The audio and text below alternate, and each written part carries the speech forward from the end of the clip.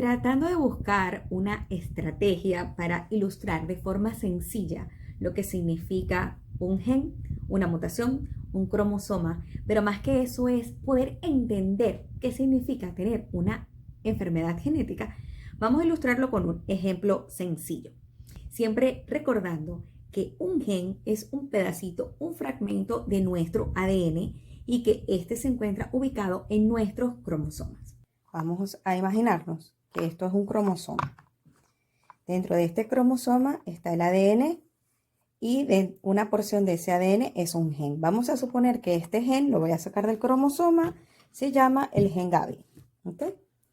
Hablamos que cada gen está formado por una secuencia de nucleótidos. Cada bloquecito de este gen representa un nucleótido y tiene que tener esta secuencia específica. Recordemos que cada nucleótido está formado por un azúcar, bases nitrogenadas y un grupo fosfato. Y depende de la función del gen, vamos a suponer que este gen Gaby es un gen codificador. Es decir, que este gen tiene la función de codificar o producir una proteína. Vamos a suponer que la proteína que codifica este gen Gaby se llama la proteína Jiménez. Entonces, este gen codifica esta proteína que tiene esta secuencia de aminoácidos específica y se llama Jiménez. Si en este gen, por algún agente, vamos a suponer que sean radiaciones, rayos ultravioletas, fármacos o cualquier agente que sea capaz de modificar la estructura de este gen, vamos a suponer que una de las mutaciones más frecuentes es la delección, en la cual hay pérdida del material genético. Entonces, ese agente, esa noxa, originó una mutación y hay una delección de este gen y este gen ya está incompleto. Al faltarle esta secuencia o este pedazo o este fragmento de nucleótido, origina que esta proteína que tiene que codificar este gen ya no se secuencie de esta manera predeterminada. Se codifica de una manera defectuosa. Por ejemplo, en la enfermedad de Duchenne que hemos hablado anteriormente, el gen de la distrofina, al estar mutado, la proteína distrofina es producida de una manera insuficiente o inadecuada. Otra posibilidad es que no haya una delección, sino, por ejemplo, una inversión. Entonces, esta secuencia de genes también está, la lectura es inadecuada y por tanto la proteína que codifica también va a ser una proteína defectuosa.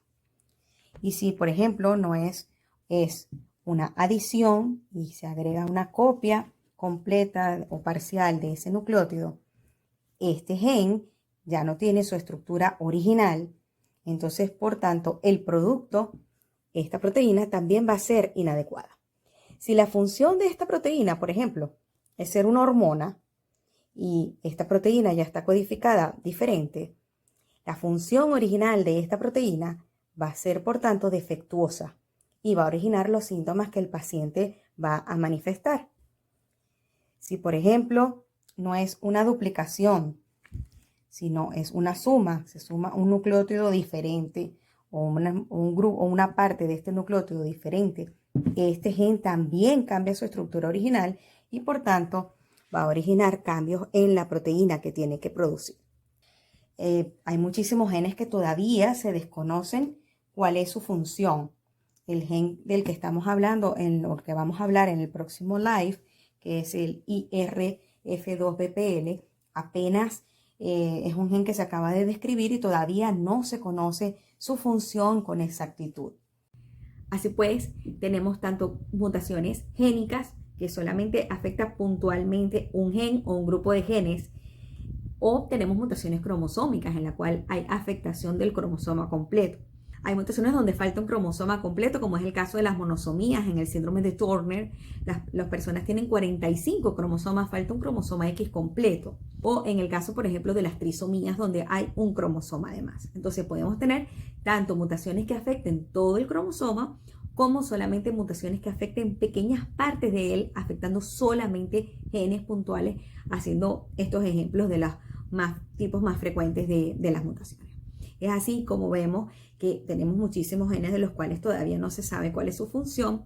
Hay variantes, es decir, pequeños cambios mínimos en nuestros genes, los cuales no se sabe exactamente qué condición van a producir y en estos casos se llaman variantes de significancia incierta, es decir, no se conocen esta pequeña variación en nuestros genes, qué consecuencias para nuestra salud pueden tener.